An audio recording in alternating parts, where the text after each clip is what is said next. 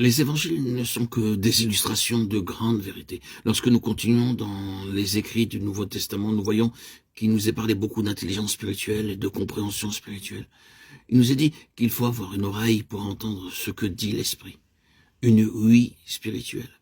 Nous avons ces mots répétés 7 fois au commencement du livre de l'Apocalypse, que celui qui a une oreille entende ce que l'Esprit dit. Apocalypse 2:7. Ce n'est naturellement pas de notre oreille extérieure qu'il est parlé, mais de l'ouïe spirituelle. Les brebis du Seigneur ont une oreille intérieure qui leur est donnée.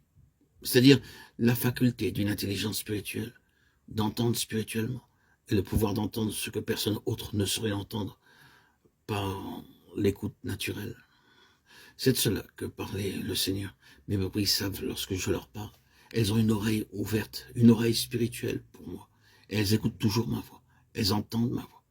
Chaque enfant de Dieu, réellement né de nouveau, reçoit cette faculté, cette ouïe spirituelle, cette écoute spirituelle. C'est pourquoi nous disons, dans les premiers jours de notre vie spirituelle, le Seigneur semble me dire quelque chose. Il semble me dire que je ne dois pas parler comme je le fais, que je ne dois pas me vêtir comme je le fais, et que je ne devais pas aller dans les lieux où j'avais l'habitude d'aller. Et beaucoup de choses semblables. Le Seigneur semble nous dire quelque chose. Il parle dans notre cœur. Il parle dans notre cœur. Et avec notre oreille spirituelle, notre ouïe spirituelle, nous l'entendons. Et à mesure que nous avançons dans la vie chrétienne, cela devient la chose qui gouverne notre vie. Nous entendons le Seigneur spirituellement. Nous cherchons à entendre ce que le Seigneur nous dit. Et lorsque nous entendons sa voix inaudible à l'oreille naturelle, nous traversons un moment critique. Suivrons-nous le chemin de l'ancien Israël ou bien écouterons-nous cette voix spirituelle pour obéir? C'est le message de la lettre aux Hébreux. Ne retournez pas sur cette ancienne base aujourd'hui. Si vous entendez sa voix, n'endurcissez pas vos cœurs comme le fit l'ancien Israël.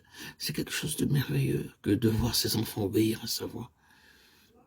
Il n'est pas nécessaire à d'autres de leur dire ces choses.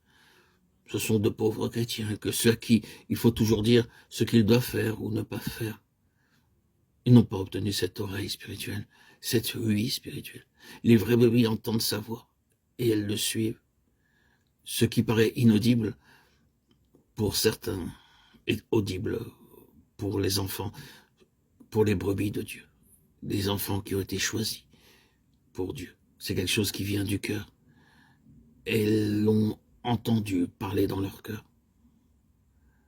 C'est naturellement le sujet de l'intelligence spirituelle dont parle tout le Nouveau Testament. Et vous et moi, frères et sœurs en Christ qui sommes chrétiens, nous sommes supposés avoir cette faculté, cette spiritualité intérieure, cette voix qui nous parle, cette voix audible à notre oreille spirituelle.